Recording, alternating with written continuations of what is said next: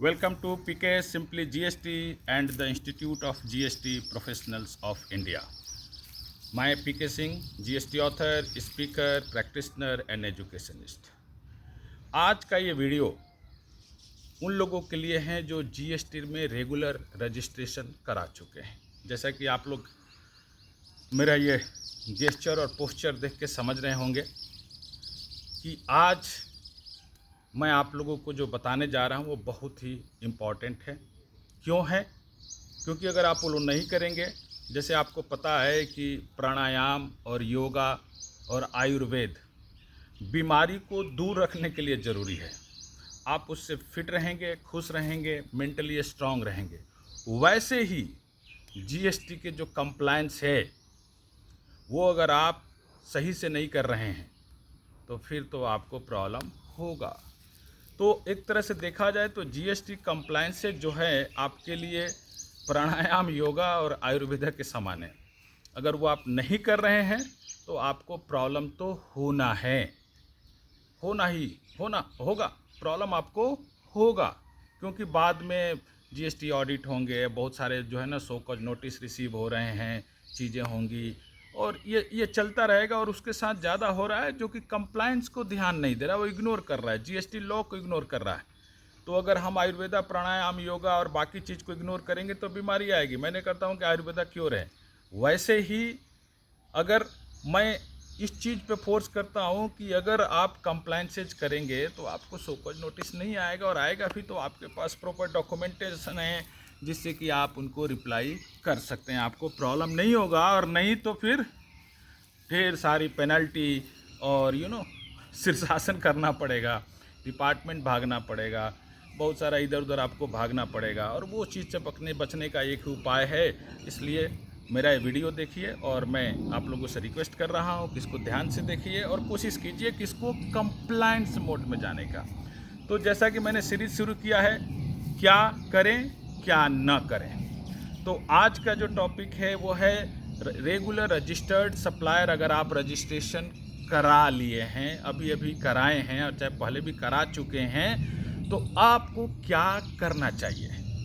फिर मैं डिस्कस करूंगा क्या नहीं करना चाहिए। तो क्या करना चाहिए? सबसे पहली बात तो ये है कि आपको जो है आपका जीएसटी जो रजिस्ट्रेशन सर्टिफिकेट मिला है उसको अपने जितने आपके ऑफिसेस है और गोडाउन है, चाहे जो भी आपके प्लेसेस हैं स्टेट्स में, उस सभी जगह उसको प्रोमिनेंट प्लेस पे डिस्प्ले कर दीजिए। दूसरा बहुत इम्पॉर्टेंट है। दूसरा, इमीडिएटली अगर आप फ्यूचर के प्रॉब्लम से बचना चाहते हैं तो आप एक अच्छे जीएसटी कंसल्टेंट और प्रोफेशनल को जो है रिक्रूट कीजिए और उनसे बोलिए कि भाई आप हमारा डिटेल्ड स्क्रूटनी कीजिए, अभी ही डिटेल्ड ऑडिट कीजिए और आप हमारे को बताइए कि जीएसटी के क्या क्या कंप्लायंसेज करने हैं, जीएसटी के क्या क्या डॉक्यूमेंट्स और रिकॉर्ड्स बनाने हैं, और हमारे पास जो रिकॉर्ड्स और डॉक्यूमेंट्स है वो करेक्ट है नहीं है, आप उसको डेप्थ स्टडी करके हमारे को रिटन रिपोर्ट दीजिए।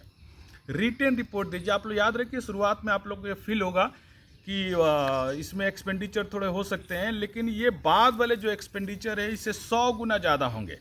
और ये अभी जो आपका जब बिजनेस एकदम सिस्टमेटिक होगा तो बाद में आपको शीर्षासन करने की ज़रूरत नहीं पड़ेगी, बाद में आपको मेंटल टेंशन लेने की ज़रूरत नहीं पड़ेगी। और इसलिए आज मैं ये बात इस मुद्रा में बोल रहा हूँ क्योंकि ये बात बहुत सारे जो सो कॉज नोटिसेज और चीज़ें जो आ रही हैं और आ चुके हैं और आएंगी, वो मैक्सिमम जो है नॉन कंप्लायंसेस के हैं। और नॉन कंप्लायंसेज क्यों हो रहा है? क्योंकि जो रजिस्टर्ड सप्लायर है वो चीज़ को ध्यान नहीं दे रहा है। जब वो नोटिस आता है तो फिर इधर भागता है, उधर भागता है, फिर जब वो डिटेल्स में जाता है तो पता चलता है कि उसने बहुत सारे मिस्टेक्स कर दिए हैं। जैसे जीएसटी रजिस्ट्रेशन के लिए मैंने जीएसटी कंसल्टेंट्स के लिए एक वीडियो डाला, वहाँ बताया कि भाई आपको रजिस्ट्रेशन के टाइम पे ही क्या क्या चीज़ों पे फोकस करना है। तो एक तो आप उनको अपॉइंट कीजिए और उनसे रिटन रिपोर्ट लीजिए। उसके अलावा क्या करना है? उसके अलावा आपको, अगर आप नहीं अपॉइंट कर रहे हैं, चाहे जो भी चीज़ें कर रहे हैं नहीं अपॉइंट कर रहे हैं तो गलती है आपकी। अब नहीं, किसी भी रीजन से नहीं अपॉइंट कर पा रहे हैं तो आपको क्या करना है? तो भी आपको एक तो पहला काम करना है कि एक वेरीफाई करना है कि जितने भी स्टेट्स में आपके विद इन स्टेट्स जितने आप रजिस्ट्रेशन जो कराए हैं, आपके जितने एडिशनल प्लेस ऑफ सप्लाई है, क्या आपने उनको रजिस्ट्रेशन में दिखाया है या नहीं दिखाया है। अब मैं 200 से ज़्यादा जो है ना प्री स्क्रूटनी ऑडिट किया और मुझे सरप्राइज़ रहा कि लगभग 200 केसेस में कुछ ना कुछ ऐसे ब्लंडर्स मिस्टेक्स जो है ना सप्लायर्स ने कर रखे थे कि जो बाद में जाकर उनको बहुत ही ज़्यादा पेनल्टीज़ और चीज़ें इंटरेस्ट पेनल्टी पे करनी पड़ती।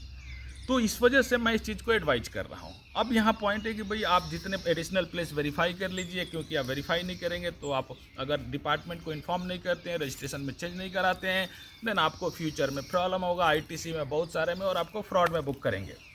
उसके बाद आती है कि भाई आपका इन्वॉइस और डॉक्यूमेंट्स, बुक्स ऑफ अकाउंट्स क्या करें, मैं डिस्कस कर रहा हूँ क्या करें।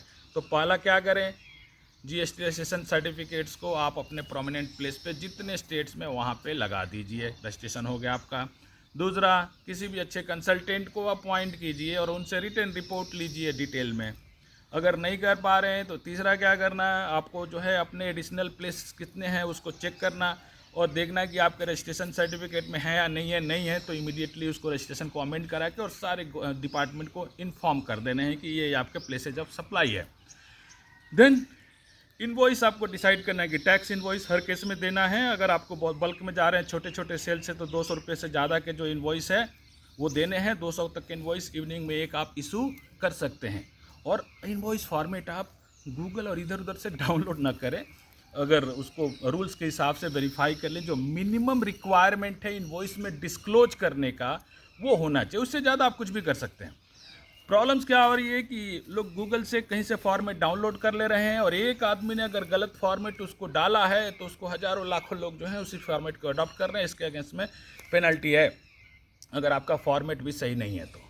उसके बाद क्या करना है, उसके बाद आपको जो है अपने books of accounts, books of और सारे रिकॉर्ड्स और डॉक्यूमेंट्स प्रॉपरली मेंटेन करना। अब इसमें क्या हो रहा है कि आप tax invoice, debit notes, credit notes, receipt voucher, refund voucher, payment voucher. Receipt voucher, refund voucher, payment voucher में लोग बहुत कंफ्यूज हैं और इस चीज़ को भी आपको ध्यान रखना है कि वो जो नॉर्मल रिसीट, पेमेंट और रिफंड वाउचर से उससे अलग है।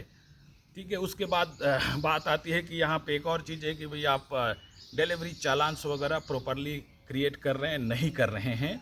और प्रॉब्लम्स क्या आ रही है कि ये जितने डॉक्यूमेंट्स है लोग GSTR1 में शो नहीं करते हैं, वो गलत है। तो आपका GSTR1 फाइनली आप रॉन्गली फाइल कर रहे हैं। तो ये जितने आप सीरियल नंबर मंथली और क्वार्टरली जो आपका रिटर्न फाइल कर रहे हैं, इशू कर रहे हैं, तो वो आपको सीरियल नंबर पूरे डिस्क्लोज करने हैं। टैक्स इनवॉइसेस के, आपके डेबिट नोट्स के, क्रेडिट नोट्स के, देन आपका रिसीट वाउचर है, रिफंड वाउचर है, पेमेंट वाउचर से, आपके डिलीवरी चालान से, जो वेरियस टाइप्स के, वो सारे आपको रिपोर्ट्स करनी है। एक और क्या करें, स्टॉक रजिस्टर, आप गुड्स में डील कर रहे हैं तो स्टॉक रजिस्टर्स को जो है आप डिटेल मेंटेन करें, क्योंकि डिपार्टमेंट्स का इंस्पेक्टर और कोई भी पर्सन अगर ऑडिट पे आएगा तो उसका पहला फोकस आपका स्टॉक रहेगा, आपको स्टॉक का वेरिफिकेशन रहेगा, उसके डॉक्यूमेंटेशन रहेंगे, रिकॉर्ड्स रहेंगे, तो उस पर आप फोकस करें। देन उसके बाद एक बहुत ही इंपॉर्टेंट मैटर आ रहा है, बहुत सारे लोग ITC क्लेम नहीं कर पा रहे हैं। अब वो ITC क्लेम नहीं करने का जो प्रॉब्लम है वो ये है कि भाई ITC आपके इलेक्ट्रॉनिक क्रेडिट लेजर में नहीं आया हुआ होता है। इसका मतलब है कि सप्लायर आपका रिटर्न फाइल नहीं किया। कुछ केसेज में जो फ्रॉडर्स है वो GSTR1 फाइल कर दे रहे हैं। अब GSTR1 फाइल कर दिए हैं तो आपके इलेक्ट्रॉनिक क्रेडिट लेजर में शो कर रहा है, आप खुशी खुशी उसको क्लेम कर लिए। बट ये ध्यान रखिए कि अगर अगला GSTR3 भी नहीं फाइल कर रहा है, आपके सप्लायर ने GSTR3 भी फाइल नहीं किया, मतलब उसने गवर्नमेंट को टैक्स नहीं भरा। जब उसने टैक्स नहीं भरा तो भाई आपको इनपुट टैक्स क्रेडिट कहाँ से मिलेगा। अब वही प्रॉब्लम हो रहा है कि हम इलेक्ट्रॉनिक क्रेडिट लेजर देख के और क्लेम कर ले रहे हैं और बाद में हमारे को ये कंसिक्वेंसेस भुगतना पड़ता है। तो आप ध्यान रखिए कि अपने GST सप्लायर्स का एक बार वेरीफाई सिस्टम में डालिए कि रियली वो रिटर्न पूरा फाइल कर रहे हैं नहीं कर रहे हैं। क्रॉस चेक करना आपकी जिम्मेदारी। अगर आप टैक्स पे कर चुके हैं तो आपकी जिम्मेदारी है, उनसे पूछिए। देन उसके बाद एक प्रॉपर रिकन्सिलिएशन सिस्टम आपको डालना है। अब मैंने जो देखा, बहुत सारे लोग जो हैं जो रिटर्न्स में डाल रहे हैं 1 लाख रुपये टर्नओवर है, उनके बैंक अकाउंट्स, जो बिजनेस बैंक अकाउंट है उसमें 5 लाख रुपये आए हुए हैं। तो भाई ये 4 लाख रुपये कहाँ से आए हैं? तो इसका मीनिंग क्या हो रहा है, कहाँ पे मिस्टेक हो रहा है? मिस्टेक ये हो रहा है कि जब हम रिटर्न्स फाइल कर रहे हैं उसके पहले अकाउंटिंग नहीं कर रहा है। रिटर्न फाइल करके मैक्सिमम अनऑर्गेनाइज सेक्टर, तो बिल्कुल अनऑर्गेनाइज सेक्टर जो है बिल्कुल पहले रिटर्न फाइल कर रहा है, उसके बाद जाके अकाउंटिंग कर रहा है, वो गलत है। जब तक आप अगर मंथली रिटर्न फाइलर है, मंथली अकाउंट्स नहीं करेंगे, मंथली अकाउंट्स में भी प्रॉब्लम है, लोगों को समझ में नहीं आ रहा है अकाउंट्स करने कैसे, ग्रुपिंग कैसे करना है, उसके लिए डेडिकेटेड वीडियो में डालूंगा। मैं कोशिश कर रहा हूं कि हर टॉपिक को कवर करूं। तो अब मंथली अकाउंट्स आप कर रहे हैं, चाहे क्वार्टरली अकाउंट्स कर लिए, उसके बाद आपको वो सारा रिपोर्ट जो है GSTR 1 और 3B में जाएगा। 2 ही 3 पॉइंट से जो रिपोर्ट्स नहीं होते हैं वो आपके एम्प्लॉयज़ कॉस्ट और डिप्रिसिएशन, लगभग बाकी सारे चीज़ जो है आपके GSTR 3B में आ जाता है, बट लोग फाइल नहीं कर रहे हैं। वॉलंटरी क्या हो रहा है कि बहुत सारे केसेज में रिटर्न्स जो है सही अभी भी नहीं जा रहा है, क्योंकि लोगों को नॉलेज नहीं है। जस्ट वो क्या कर रहे हैं, आउटवर्ड सेल्स को डाल के टैक्स भर के काम खत्म कर दे रहे हैं, बट वो गलत है। जब ऑडिट होगा तो आपको पता चलेगा। तो आप रिटर्न्स जो है आप सिस्टमेटिक उस चीज़ को करके फिलअप कीजिए, अकाउंटिंग पहले कीजिए एंड देन उसके बाद रिटर्न फाइल कीजिए।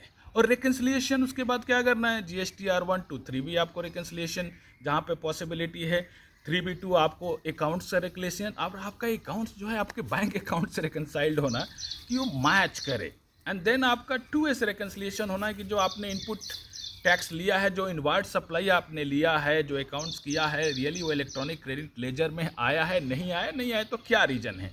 ये एक्सरसाइज तो आपको करने पड़ेंगे।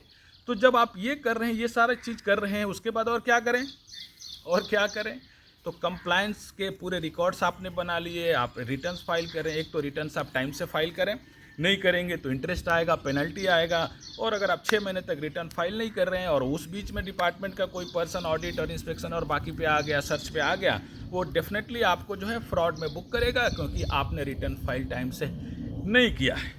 तो ये ध्यान रखिए कि 3 महीने से ज़्यादा का रिटर्न पेंडिंग ना हो, 3 और 2 क्वार्टर से ज़्यादा का रिटर्न पेंडिंग ना हो। अगर पेंडिंग है तो आप प्रॉब्लम में हैं और अननेसेसरी फिर इंटरेस्ट और पेनल्टी जाएगा, और डिपार्टमेंट को एक मौका मिलेगा कि वो आपको बोल रहा है कि आपका जो इंटेंशन है वो फ्रॉडुलेंट है। फिर वो सेक्शन 74 में सो कॉज नोटिस देंगे और वहाँ से आपकी जो इंटरेस्ट, पेनल्टी और बाकी सारी चीज़ें बहुत हायर लेवल में रहेगा। सिर्फ शासन ही नहीं, आपको जो है ना रनिंग भी करना पड़ेगा रनिंग भी करना पड़ेगा। तो इस चीज़ को आप बिल्कुल ध्यान रखिए कि भाई मुझे क्या करना। उसके अलावा आपको टैक्स रेट जो आप इनवॉइस इशू कर रहे हैं, HSN एक बार श्योर है, फिर भी एक बार उसको वेरीफाई करवा लीजिए, आपके पास टीम है, नहीं तो खुद कर लीजिए। टैक्स रेट आप उसको चेक कर लीजिए कि करेक्ट जा रहा है, मेरा इनवॉइस फॉर्मेट बिल्कुल करेक्ट है, मैं सारे केसेज में टैक्स इनवॉइस इशू कर रहा हूँ। मुझे अगर ज़रूरत है, अगर मैं गुड्स में डील करता हूँ और रिक्वायरमेंट है कि मैं मेरा जो ट्रांजैक्शन है मोर देन 50,000 से, तो मुझे क्या करना है, तो ई वे बिल जनरेट करना। ई वे बिल में हर केस में इशू कर रहा हूँ और ई वे बिल से मेरा इन्वॉइसेज और बाकी चीज़ भी वो भी मैं रिकनसाइल्ड करवाता हूँ, चाहे करता हूँ। तो वो ज़रूरी है कि आप उसको रिकनसाइल्ड करें। फिर अगर आप रिटर्न, ये भी ध्यान रखना है कि आप रिफ़ंड के फाइल कर रहे हैं तो रॉन्ग रिफ़ंड फाइल ना हो, आप उसको प्रॉपरली कीजिए। देन चीज़ें होती है कि कई लोग जो है अगर एक्सपोर्टर है तो LUT ब्लाइंडली अप्लाई कर देते हैं कि 0 रेटेड में मेरे को तो बिलिंग करना है। भाई आप उसको एक प्लानिंग कर लीजिए कि आप उसमें 0 रेटेड में आपकी रिक्वायरमेंट है या नहीं है, उस हिसाब से उस चीज़ को आप प्लान कीजिए। तो ये सारे आपके जो है, अगर क्या करें आप, अगर इसको ध्यान से दे रहे हैं, अगर आपने कंसल्टेंट भी अपॉइंट किया है तो आप ये भी करें कि टाइम टू टाइम चेक करें कि भाई आपका रिटर्न टाइम से फाइल हो रहा है, नहीं हो रहा है, बुक्स ऑफ अकाउंट्स रियली बन रहे हैं या जस्ट डमी बातें हो रही है। अगर आपका एम्प्लॉइज है तो वहाँ भी आप चेक करें, मंगा के देखें भाई अकाउंट्स हो रहा नहीं हो रहा है और मैच हो रहा नहीं, कि समटाइम्स रिकन्सिलिएशन का डिमांड करें। वो गलतियाँ हो रही है और इसलिए वजह से जब सो कॉज नोटिस आता है फिर हम डिटेल्ड स्क्रूटनी में जाते हैं। ध्यान रखिए डिपार्टमेंट का जो ऑडिट मैनुअल है उन्होंने उसको डिटेल चेकलिस्ट बना रखा है। जब वो आपके पास आएंगे तो आपके स्टॉक्स को, आपके रिकॉर्ड्स को, सारे चीज़ों को डेप्थ एनालिसिस करेंगे और वहाँ पे उनको जब मिलेगा तो फिर आपको अननेसेसरी जो है बहुत सारा पेनल्टी भरना पड़ेगा, लीगली फाइट करना ही पड़ेगी, इंटरेस्ट आएंगे, चीज़ें आएंगे, मेंटल हेडेक होगा। फिर इसलिए बोल रहा हूँ कि कंप्लायंस योगा जरूरी है, कंप्लायंस योगा जरूरी है। तो इस चीज़ पे आप ध्यान रखिए। अगर आप GST रजिस्ट्रेशन कैंसिल करवा लिए हैं तो ये भी आपको ध्यान रखना है क्या करें कि फाइनल रिटर्न फाइल करना ना भूलें। रजिस्ट्रेशन अगर आपका कंटिन्यू है तो आप एनुअल रिटर्न, और अप्लीकेबल है तो आप ऑडिट रिकन्सिलिएशन रिटर्न फाइल करना ना भूलें और टाइम से फाइल करें। और उस टाइम पे ध्यान रखें कि कम से कम जो अगले साल का सितंबर का रिटर्न है, चाहे आपका एनुअल रिटर्न जब फाइल कर रहे हैं उससे पहले पिछले साल का टोटल रिकन्सिलिएशन कंप्लीट हो जाए। और अगर आप कुछ भूल चुके हैं आईटीसी लेना, क्लेम कर लीजिए, ठीक है। और अगर आप कुछ सेल्स रिपोर्ट करना भी भूल चुके हैं तो आपको गवर्नमेंट 6 महीने का चांस तो आपको लॉ देता है कि भाई आप ईयर ख़त्म होने के, फाइनेंशियल ईयर ख़त्म होने के 6 महीने के अंदर भी आप जो गलती होगी उसको रिपोर्ट कर सकते हैं। तो उसको रिपोर्ट्स कर दीजिए, उसको रिपोर्ट कर दीजिए, जो टैक्स है उसको भर दीजिए। अब ये पॉइंट आता है, क्या ना करें क्या ना करें। तो क्या ना करें, तो इसमें पहला ले लीजिए कि रिटर्न कभी भी डिले से फाइल ना करें। रिटर्न हमेशा टाइम से फाइल करेंगे तो आपका कंप्लायंस टाइम से रहेगा, तो डिपार्टमेंट आपको परेशान नहीं करेगा और आपको अननेसेसरी इंटरेस्ट पेनल्टी भरने की ज़रूरत नहीं होगी। देन अकाउंट्स क्या ना करें, क्या ना करें, तो अकाउंट्स को कभी मैनिपुलेट ना करें, सिस्टमेटिक अकाउंटिंग करें, अकाउंट्स को मैनिपुलेट ना करें। और क्या ना करें, तो क्या ना करें, तो जो सेक्शन 17 सबसेक्शन 5 है उसका एक लिस्ट बनाएं और उस लिस्ट में निगेटिव इनवार्ड सप्लाई है। निगेटिव इनवार्ड सप्लाई, जब भी आपको इनवार्ड सप्लाई जो निगेटिव लिस्ट में आ रहा है उसका इनपुट टैक्स क्रेडिट क्लेम ना करें, क्योंकि आप अगर वो क्लेम कर रहे हैं तो फिर आपको इंटरेस्ट और पेनल्टी भरना पड़ेगा, रिवर्सल तो करनी पड़ेगी। तो वो लिस्ट आप देख लीजिए कि भाई ये इनवार्ड सप्लाई निगेटिव लिस्ट में है और मैं इस पर इनपुट टैक्स क्रेडिट क्लेम नहीं कर सकता हूँ। और क्या ना करें, ब्लाइंडली डिस्काउंट स्कीम जो है वो लागू ना करें बिना प्रॉपर प्लानिंग से, क्योंकि आप ध्यान रखिए कि आपको डिस्काउंट इनवॉइस में इशू करना है, देना है, और नहीं तो प्री एग्रीमेंट होना चाहिए आपके कस्टमर से। तो अगर ये चीज़ें नहीं हैं तो आप फंस जाएंगे। तो आप ध्यान रखिए, और कहीं भी आप डिस्काउंट और बाकी रिलेटेड ऑफर कर रहे हैं, प्री एग्रीमेंट है, तो प्रॉपर तरीके से क्रेडिट नोट्स का सिस्टम डालिए। क्या ना करें, कभी भी आपका इनवॉइस में कुछ चेंजेज आपके हैं तो इनवॉइस को चेंज ना करें। उसके लिए आपके पास अगर आपको कम बिलिंग कर दिए हैं तो आप डेबिट नोट इशू कर दीजिए, और ज़्यादा कर दिए हैं तो क्रेडिट नोट इशू करिए। लेकिन कभी भी इनवॉइस को रिवाइज मत कीजिए, रिवाइज सिस्टम नहीं है और वो गलत है। तो डिस्काउंट का आप ध्यान रखिए, डिस्काउंट की बहुत गलतियाँ हो रही है। फिर क्या ना करें, जैसे कि मैं बोला कि अगर आप उसको देख लें कि एलयूटी ब्लाइंडली अप्लाई ना करें। अगर आप एक्सपोर्टर हैं, देखिए कि भाई आपको कहाँ पे एडवांटेज है, आपके कितने इनपुट टैक्स क्रेडिट आ रहे हैं, आपका कैपिटल इन्वेस्टमेंट कितना है, तो आपको कहाँ पे एडजस्टमेंट करने में ईजी रहेगा, या फिर आपको जीरो रेटेड में बिलिंग करना है, उसके लिए आप प्रॉपर प्लानिंग कर लीजिए। और क्या ना करें, और क्या ना करें, अगर गुड्स डिस्ट्रॉय है, चाहे जो भी चीज़ें हैं, उसको सिस्टमेटिक तरीके से रिकॉर्ड कीजिए और उसका जो आईटीसी है रिवर्स कर दीजिए। आरसीएम अगर आप उसको वेरीफाई कीजिए, अगर आरसीएम आप पे अप्लीकेबल हो रहा है तो उसका प्रॉपरली इनवॉइस बनाइए। और क्या ना करें, बिना पे किए हुए उसको क्लेम ना करें, आईटीसी क्लेम ना करें, क्योंकि अगर आप आईटीसी क्लेम कर रहे हैं तो फिर आपको प्रॉब्लम होगा, बाद में रिवर्स करना पड़ेगा। उसके अलावा क्या ना करें, आप ब्लाइंडली HSA न डालें बिना वेरीफाई किए हुए। टैक्स रेट्स को एक बार दोबारा वेरीफाई कर लीजिए और उसके बाद उस चीज़ को श्योर हो जाइए कि भाई मेरे गुड्स और मेरे सर्विसेज पे यही टैक्स रेट है। आप कंपोजिशन और मिक्स सप्लाई का भी प्लान कर लीजिए। ऐसा न करें कि आपको पता ही नहीं कि कंपोजिशन क्या है और मिक्स सप्लाई क्या है और आप डायरेक्टली अपना बिलिंग सिस्टम कंटिन्यू कर रहे हैं। देन और क्या ना करें, आपका टैक्स किसी गुड्स पे एग्जेम्प्टेड टैक्स है, किसी पे नील होगा, कोई टैक्सेबल है, उसको आप मिक्स ना करें।